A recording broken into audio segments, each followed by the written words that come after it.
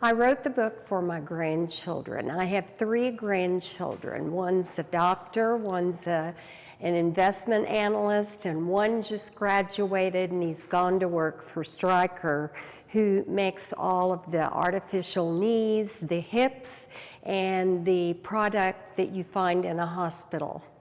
And I wrote it for them because I wanted them to know a bit of the story of my life and growing Keller Williams. I had another reason for writing the book. I came from poverty, and my parents came out of the big depression in the 30s, late 20s and 30s. And they lived during the Dust Bowl. I even remember some of that when I was a child. And I wrote it for them to show how 2 people fought to put food in our mouths, and they fought to put shoes on our feet in that horrible, horrible period of time. That's who I wrote it for. The message I wanted to convey: a joy-filled life. You can have joy in the midst of trials, in the midst of poverty, and in the midst of tragedy. Sometimes it's difficult to get the joyful mindset, but you can develop the discipline to do that.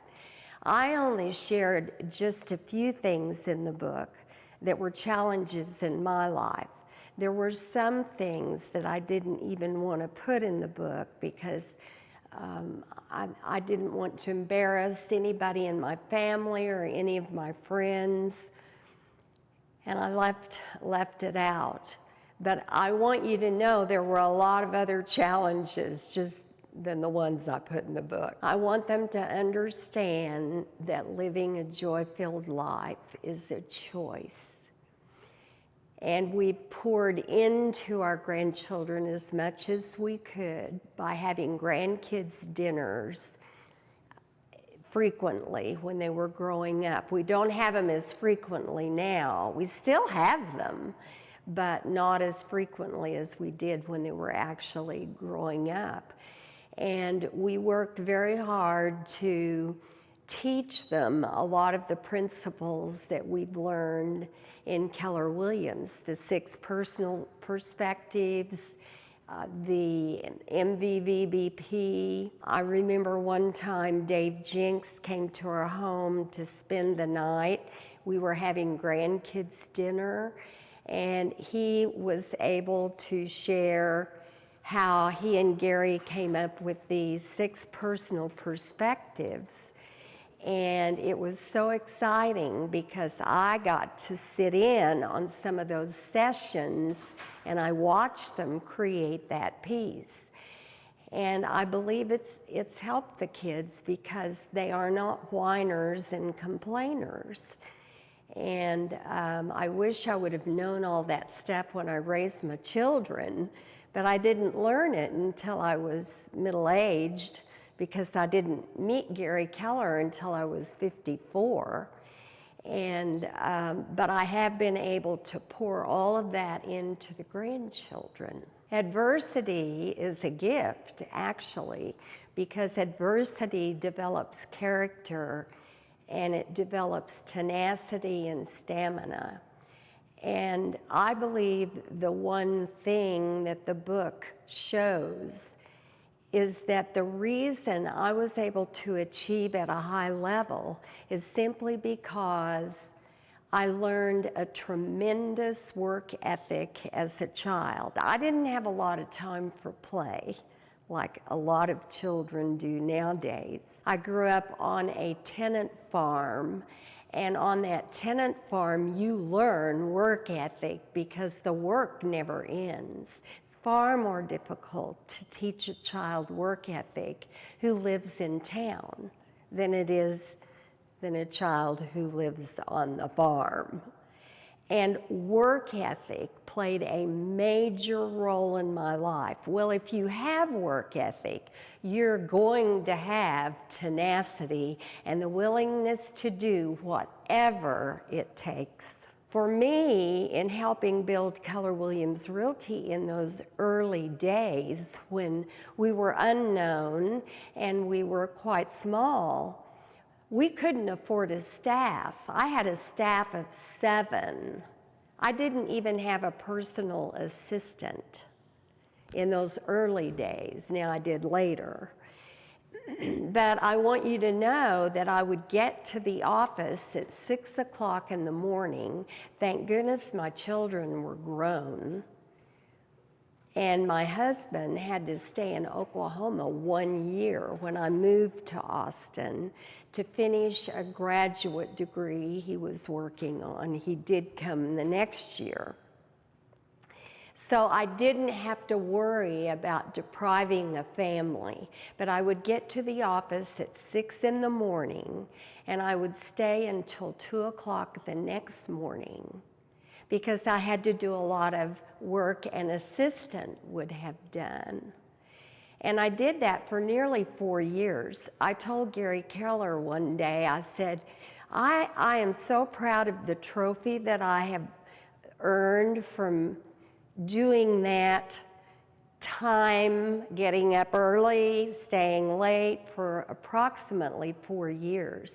He said, trophy? I didn't give you a trophy. I said, oh yes, I have a trophy. It's right here. It's called a pacemaker. Because you see, stress affects your health. And I was willing to do whatever it took. And it created stress on the body, and I have paid a price for it. But you know what? That's okay. Look at us now. Because see, you appreciate what's happening even though you're paying a price for it. I knew what I was doing. I chose to do it.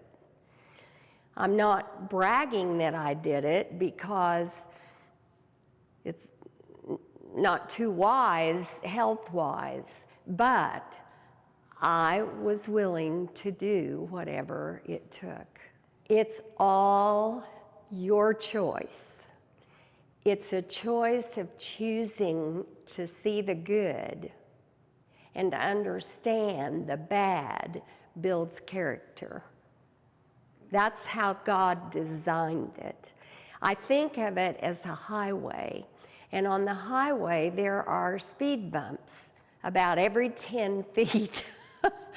And I think sometimes adversity will come. You know, you'll have an adversity and then you might be able to go 50 feet on that highway without another adversity, but then sure enough, there it is. I was ignorant enough to think that when I reached my 70s and 80s, I would be through with the adversities and I would enjoy those twilight years. Wrong. You have adversity your entire life. I'm 85 going on 86, and I know that between now and Red Day, we'll have challenges. I don't know what they'll be, but they will exist, and I will deal with them. And I do that knowing I can, because I've developed the discipline of a positive mindset. I've been shocked at the number of ways that people have used the book. I received a letter from an agent in Florida who had her, I think it was a teenager, read the book, and she shared with me the impact it had on the teenager's life. There have been a multitude of team leaders who've made a book club out of it. And then it's been interesting to see some elderly people who have read the book. In one church in Oklahoma City, they've used it in the youth group, But the interesting thing in that particular congregation, they've used it with the elderly people. Because you see, I hope my life shows the world that you do not have to quit when you're 65. I think that is nonsense.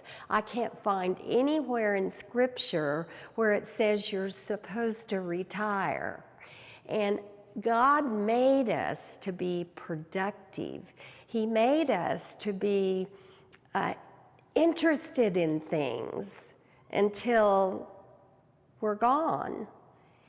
And I hope this encourages older people to know that they can continue to live a fulfilling life by being productive, doing interesting things, writing their experiences, what they've experienced, to pour into their grandchildren. Because I've watched my friends, and many of them, not all of them, but many of them who retired at 65 are now gone because they lost their mission and they lost their vision. They lost their purpose in life, and they lost that vision of what life will be like if you achieve the reason God put you on the earth.